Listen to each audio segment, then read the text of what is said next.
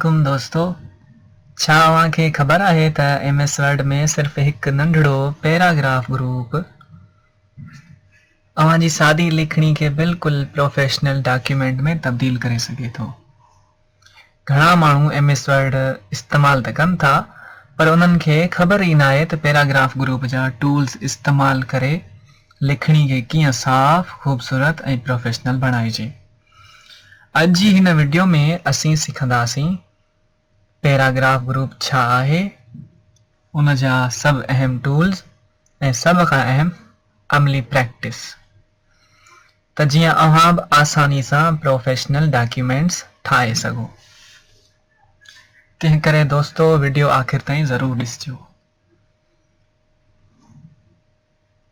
MS word जे home tab में मौजूद paragraph group असांजी मदद करे थो टेक्स्ट के सही तरतीब में रखण, लिस्ट ठाहिण, फ़ासिलो तरतीब ॾियण ऐं डॉक्यूमेंट के साफ़ ऐं प्रोफेशनल बणाइण में।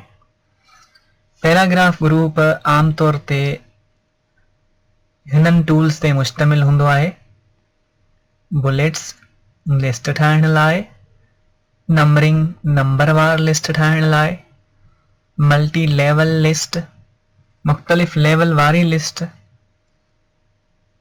Increase indent decrease indent text के साॼे या खाॿे पासे तरफ़ रखण लाइ, सॉर्ट अल्फाबेटिकल तरतीब ॾियण, शो हाइड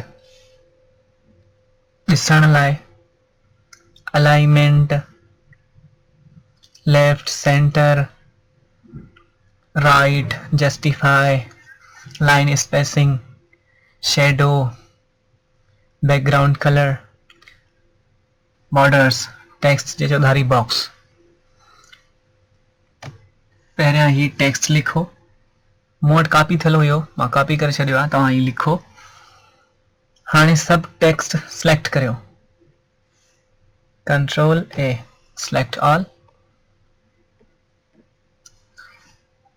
हाणे हिक हिक करे ही ऑप्शन इस्तेमाल करियो: अलाइन लेफ्ट, सेंटर, टेक्स्ट बिल्कुल विच में अची वेंदो, अलाइन राइट टेक्स्ट साॼे तरफ़ हलियो वेंदो, जस्टिफाई टेक्स्ट ॿिन्ही पासनि खां बराबर थी वेंदो। जॾहिं अव्हां जस्टिफाई अलाइनमेंट इस्तेमाल करियो था त डॉक्यूमेंट बिल्कुल बुक स्टाइल नज़र ईंदो। हाणे अचो त लिस्ट ठाहियूं। ही टेक्स्ट लिखो,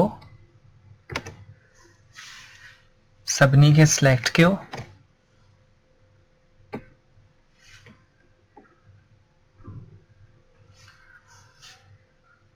हाणे सब टेक्स्ट सिलेक्ट करण खां पोइ बुलेट्स ते क्लिक करियो।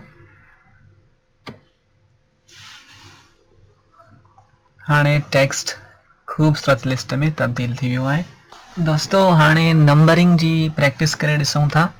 सब खां पहिरियां ही टेक्स्ट लिखो, सॼो टेक्स्ट सिलेक्ट करियो, उनखां पोइ नंबरिंग ते क्लिक करियो।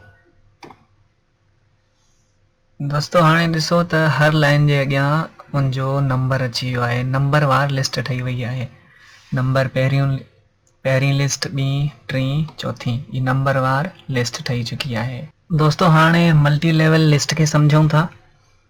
सब खां पहिरियां ही टेक्स्ट लिखो, सिलेक्ट करियो ऐं मल्टी लेवल लिस्ट ते वञी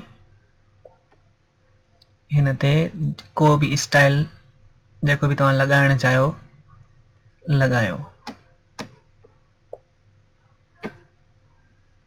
ही ॾिसो दोस्तों, हिते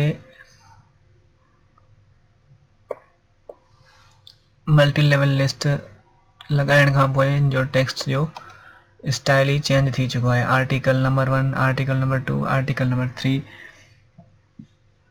दोस्तों ही जेको ऑप्शन आहे न, इहो अक्सर करे बुक्स, रिसर्च डॉक्यूमेंट्स ऐं रिपोर्ट्स लाइ इस्तेमाल थींदो आहे। हाणे इंडेंट खे समझूं था।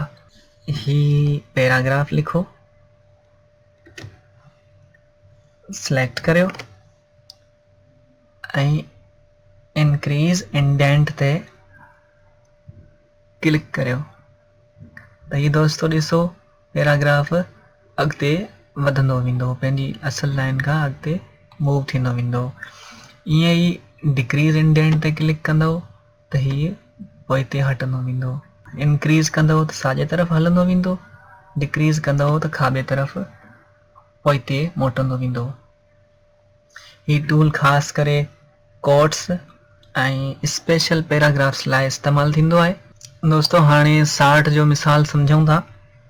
सभ खां पहिरियां ही नाला लिखो, सिलेक्ट करियो ऐं 60 ते वञी ओके करियो।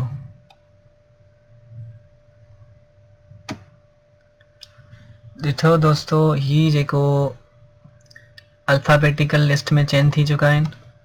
जंहिंजे पहिरियां ए आहे उहे ए वारा नाला अची चुका आहिनि ऐं जिन जे पोयां ज़ेड आहे, पहिरियां ए ज़ेड आहे त उहो लास्ट में अची चुको आहे। जीअं ABC तरतीब हूंदी आहे ईअं अल्फ़ाबेटिकल तरतीब में अची चुका आहिनि। इनखे तव्हां डिसेंडिंग स्टाइल में बि आणे सघो था, यानी जेके आख़िरी लफ़्ज़ आहिनि उहे पहिरियां हुजनि ABC वारा।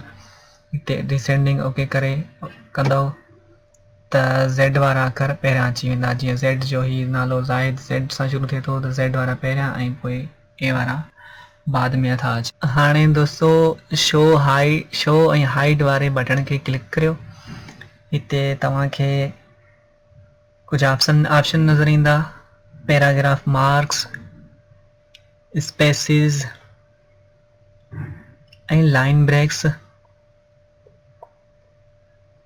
ही टूल ख़ासि करे इस्तेमालु थींदो आहे जॾहिं डॉक्यूमेंट जी फॉर्मेटिंग में को मसइलो हुजे तॾहिं हिन खे इस्तेमालु कयो वेंदो आहे। दोस्तों हाणे ही टेक्स्ट लिखो, सॼो टेक्स्ट सिलेक्ट करियो, उनखां पोइ लाइन स्पेसिंग अप्लाई करियो। पंहिंजी मर्ज़ी जे हिसाब सां जेका बि तव्हां उन्हनि जे विच में विथी ॾियणु चाहियो।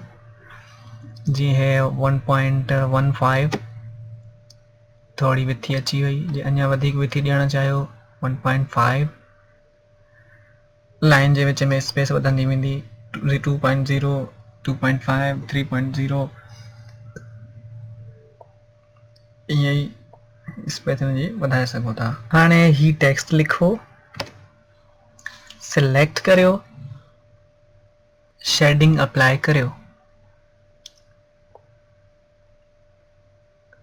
हितां तव्हां जेको बि इनखे कलर ॾियणु चाहियो उहो हिन ते अप्लाई थी वेंदो, जंहिं ते बि तव्हांखे दिलि चवे। चलो ही थी वियो।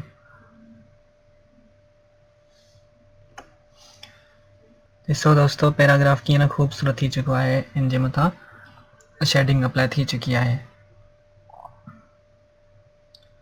ऐं हिन ते बॉर्डर अप्लाई करणु चाहियो, बॉर्डर ते वञो, टॉप बॉर्डर कयो जेको बि तव्हांखे पंहिंजो पसंदि अचे। चलो ऑल बॉर्डर कयूं था। ही ॾिसो दोस्तों हिनजी चारनि ई पासा बॉर्डर अची चुको आहे। त दोस्तों अॼु असां MS वर्ड जे पैराग्राफ ग्रुप जा तक़रीबन सभु अहम टूल सिखिया ऐं उन्हनि जी प्रैक्टिस बि कई। जेकॾहिं अव्हां इहे टूल्स बाक़ाइदा इस्तेमालु कंदा त अव्हांजा डॉक्यूमेंट बिल्कुलु साफ़, मुनज़्ज़िम ऐं प्रोफेशनल नज़र ईंदा। ऐं यादि रखो, कंप्यूटर स्किल सिखणु अॼु जे दौर में हिकु वॾी ताक़त आहे, डिमांड आहे, ज़रूरी आहे। तंहिं करे हिनखे लाज़मी सिखो।